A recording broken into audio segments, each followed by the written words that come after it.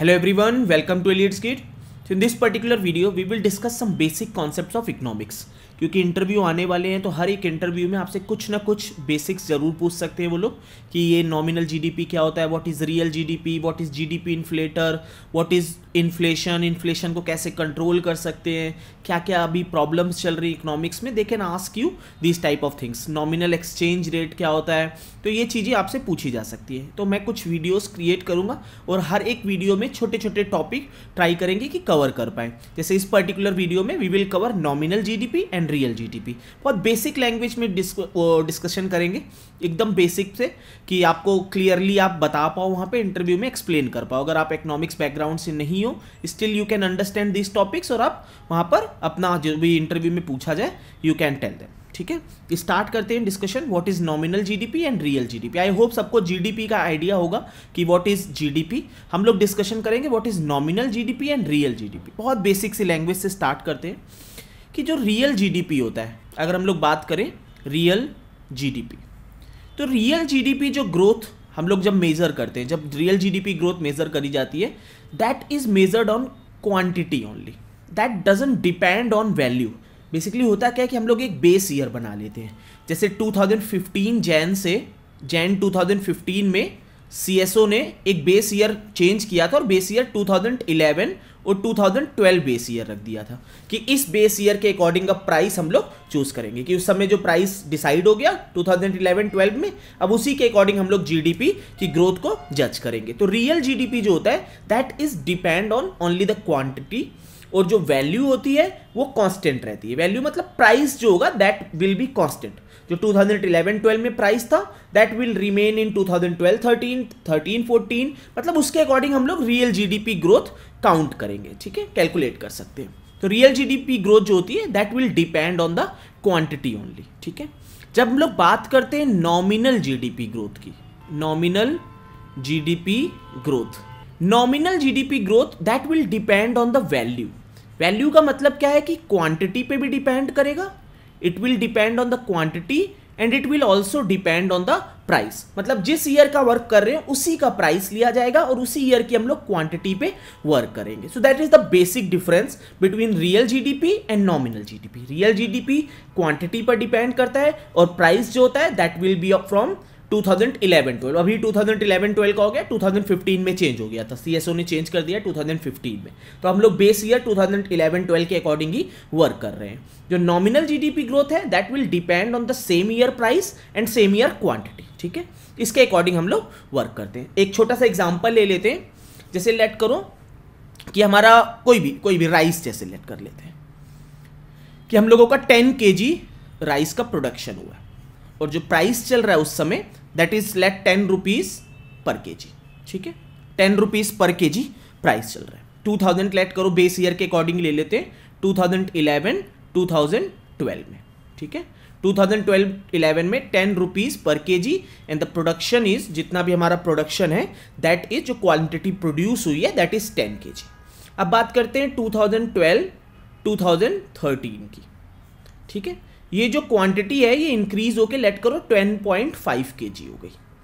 ठीक है, 10.5 kg, और जो भी लेट कर सकते हो, you can take it 11 kg, you can take it 12.5 kg, कुछ भी, मतलब चेंज हो गई है। ठीक है, और ये जो प्राइस है that change into 10.5 rupees per kg. ठीक है, 10.5 रुपीज पर केजी इसका प्राइस हो गया। अगर मैं तुमसे बात करूं कि what is nominal GDP, nominal GDP, अगर मैं बात करूं नॉमिनल जीडीपी की, समझना 2011-12 में अगर बात करें, because that was the base year, तो 2011-12 में अगर हम लोग बात करें कि नॉमिनल जीडीपी कितना था, you will say that 10 into 10 that would be 100 rupees. ठीक है, that would what the nominal GDP that in 2011-12। अगर हम लोग बात करें 2011-2012 में what was nominal GDP, nominal GDP, तो तुम कहोगे 10.5 into 10.5, 10.5 into 10.5। For easy calculation you can take it as 11 kg let. ठीक है, लेट दिस इज 11 into 10.5। ठीक है, तो that would B 105, 105, that would B 115। that means 115.5. that will be the nominal GDP of 2011-2012 because price will also change here. Price हम लोग कौन सा लेंगे 2011-2012 का ही लेंगे नॉमिनल जीडीपी में 10.5 रुपीज पर केजी था, so price will be taken as 10.5 only. अगर हम लोग इसी जगह बात करें रियल जीडीपी की कि what was the real GDP of 2011-2012, तो तुम कहोगे real GDP will be 10 into 10 that would be 100, ठीक है, that would be the real GDP. अगर हम लोग बात करें कि what is the real GDP of 2012-2013, ठीक है, 2012-2013 का रियल जीडीपी कितना है? Now price will remain constant, the price will remain constant as 10 rupees per kg, क्योंकि बेस ईयर 2011-2012 था, तो price will remain constant. Price जो होगा that will remain constant, only quantity will get change. That means अगर हम लोग बात करें इसमें रियल जीडीपी की, तो you will say that 11 into 10 that is 110, that will be the real GDP. I hope you got the difference. What is the difference between nominal GDP and real GDP? जो अभी हमारी economic growth देखी जाती है ना, that is based on the real GDP. वो nominal GDP पे हम लोग वर्किंग नहीं करते हैं। जब हम लोग अपनी इकोनॉमिक ग्रोथ देखते हैं कि what is the real growth कितनी हुई हमारी, तो हम लोग मेजर किसके अकॉर्डिंग करते हैं? रियल जीडीपी के अकॉर्डिंग मेजर करी जाती है, ठीक है। पहले क्या हुआ करता था 2015 से पहले जो सीएसओ वर्किंग करती थी, that is also important for you. 2015 से पहले जब सीएसओ वर्क करती थी, तो हम लोगों की जो भी जितनी भी जब कैलकुलेट करते थे हम लोग जीडीपी को जब 2015 से पहले कैलकुलेट किया जाता था, तो that was based on the factor cost. हम लोग फैक्टर कॉस्ट पे बेस करते थे। अब हम लोगों ने चेंज कर दिया, क्योंकि ग्लोबल जो मार्केट में वो चलता है दैट इज मार्केट कॉस्ट पे चलती है चीज़ें। जब जीडीपी कैलकुलेट किया जाता है तो दैट इज मार्केट कॉस्ट, ठीक है, मार्केट प्राइस कह सकते हो।